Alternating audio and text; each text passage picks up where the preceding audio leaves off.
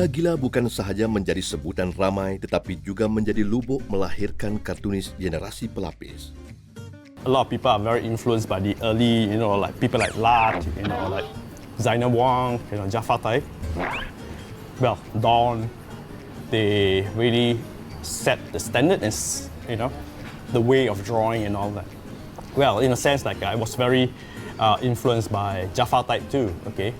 Yeah, the way he paint, especially on the face, the rosy cheeks and the highlight on the cheek. Well, it's still in my drawings, the way how I actually illustrate. So in a sense, I was very influenced by, these old timers. Saya memulakan kerjaya ini pada tahun 95. Jadi pada tahun 95 itu kita boleh katakan adalah era kemuncak bagi penerbitan komik di Malaysia. Sebab masa tu Gila-Gila pun dah mencapai ke angka 300,000 sebulan jualan dia. Namun begitu bukan mudah bagi Creative Enterprise untuk memperkenalkan Gila-Gila kepada masyarakat pada masa itu. Sikap sabar dan tabah telah menjadi tonggak utama bagi mereka yang terlibat untuk memastikan kejayaan Gila-Gila. Satu, kita kena rancang dengan baiklah. Umpamanya kalau majalah tu nak keluar 2 minggu lagi, jadi sekarang ni 2 minggu sekarang ni sebelum dia keluar, tarikh dia keluar tu, kita dah siap hantar ke pencetak lah. Dan kita punya pencetak pun kita cari pencetak yang berkemampuan dengan speed machine dia apa semua, mungkin dalam 4 hari aja dia boleh siapkan. Delivery ya, pengangkutan, pengedaran, kita nak hantar daripada Perlis sampai ke Sabah Sarawak ya. Jadi kita perlukan satu sistem pengangkutan ni tadi untuk pengedaran ni tadi yang boleh sampai kepada negeri-negeri ni tadi dalam masa 2 hari. Daripada negeri pula daerah, dia akan ambil masa dalam 2 hari, 3 hari, begitulah. Jadi kita jadualkan. Kalau misalnya 30 hari bulan tu, kita pastikan majalah tu dah ada semua di pasaran. Bermakna 25 tu, majalah ni dah masuk ke seluruh daerah, bandar-bandar, kampung-kampung. Ya. Tambah lagi bila ada persaingan apa semua. Ya. Jadi kita terpaksa compete juga untuk kita sampai lebih awal daripada majalah-majalah lain. Kan. Kemudian kita kena fikir juga. Macam orang-orang misalnya katalah di Jerantut ataupun di Felda-Felda misalnya, dia keluar ke Temerloh kan, mungkin hari ni dia keluar, dia tengok majalah tak keluar, dia tak akan besok dia keluar lagi 30-40 km nak cari majalah ni kan, dia akan beli majalah lain, dia tak keluar dah. Jadi kita cuba dapatkan seberapa tepat masa untuk majalah ni hadir di pasaran kan. Bila Gila-Gila diterbitkan tahun 1998 tu, masyarakat kita mula merasakan satu benda baru, dan 1980 adalah kemuncak segala-galanya, dan saya difahamkan sehinggakan jualan mencecah 250,000 satu keluaran. Maknanya penerbitan majalah negara yang tertinggi ketika itu, mungkin juga tertinggi di Asia. Walaupun ia dalam bentuk kartun memang dia hebat, tapi kalau dirangkumkan majalah ataupun akhbar, majalah Gila-Gila ni yang paling tinggi ketika itu. Dan di situ bermulalah, apabila majalah Gila-Gila ni mula mencatat ratusan ribu, maka majalah-majalah lain pun turut meningkat, seperti majalah hiburan dan sebagainya. Dan kita anggap Gila-Gila ni sebagai satu orang kata satu pencetus kepada dunia penerbitan di Malaysia ni. Satu lagi keistimewaan Gila-Gila ialah kemampuannya membantu mempromosi filem tempatan secara tidak langsung dengan menerbitkan kartun parodi berdasarkan filem-filem Melayu. Antara parodi yang popular ialah filem Si Badul, menampilkan pelakon terkenal A.R. Badul yang dilukis menaiki kereta dalam saiz yang sangat tidak munasabah. Dan dapat sambutan yang di luar jangkaan lah.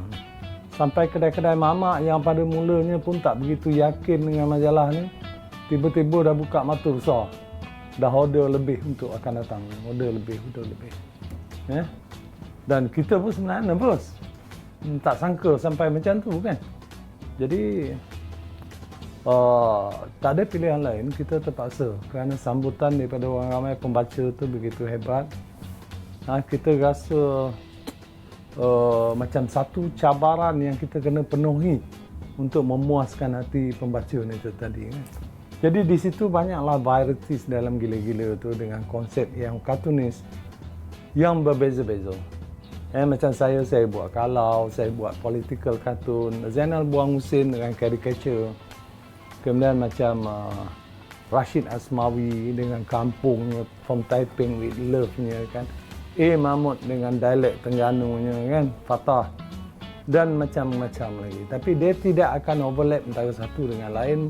Dan dia berdiri kartun itu sendiri dengan konsep masing-masing individual artis tadi.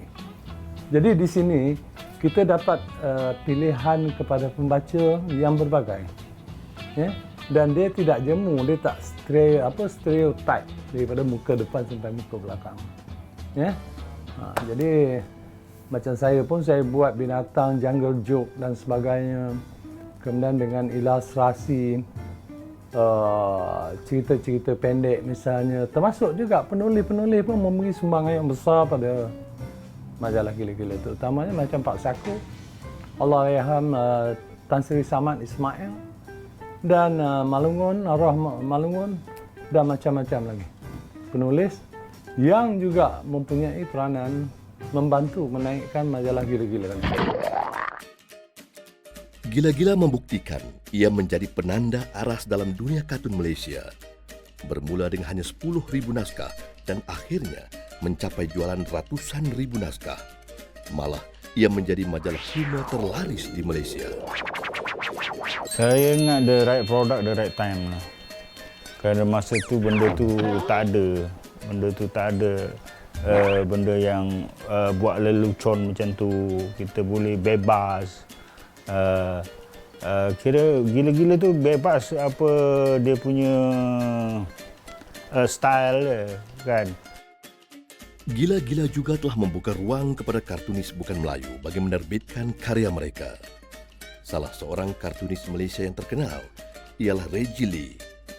Beliau telah diterima untuk menyumbang karyanya hasil dari keputusan Allahyarham Rejab Had yang telah terbang ke Pulau Pinang semata-mata untuk menemu bual Reggie Lee. It was such an honor for him to come over to interview me. Okay, yeah, we have a short interview, and then after that, ever since then, well, I've been with Gila-Gila for many years since then. Keputusan Rejab Had tidak salah, kerana Reggie Lee adalah salah satu permata yang dilahirkan oleh Gila-Gila. Penerbitan Gila-Gila pada 1978 telah menjadikan majalah tersebut sebagai penguasa di era 80-an dan 90-an. Terlalu banyak sumbangan majalah ini kepada industri kartun di negara ini. Peluang pekerjaan yang dicipta telah mengangkat kerjaya kartunis sebagai sesuatu yang istimewa. Setiap kartunis dan setiap pelukis itu ialah mentor kepada orang lain. Itu perkara yang seutuhnya. Kadang-kadang mereka ini tak pernah jumpa pun kita. Dia kata, saya ikut abang 20 tahun. Hari ini, khazanah kartunis yang terkumpul sejak dari 1928 telah digali semula oleh bakal-bakal kartunis yang sedang mendalami ilmu di pusat-pusat pengajian tinggi negara. Mungkin tiada siapa menjangkakan bahawa kerjaya kartunis dan dunia kartun akan menjadi salah satu kursus di universiti. Kini, untuk menjadi seorang kartunis, anak-anak muda boleh mendalami ilmu berkaitan di universiti. Generasi hari ini lebih mudah mendapatkan ilmu berbanding dengan generasi awal yang terpaksa belajar dari sumber luar dan pengalaman.